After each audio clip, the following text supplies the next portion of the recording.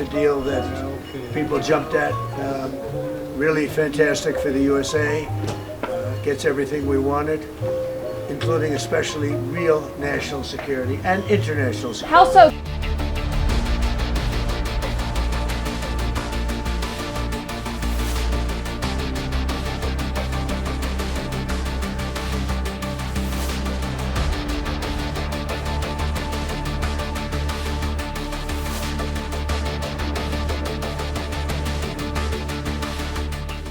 Vi vil meget gerne imødekomme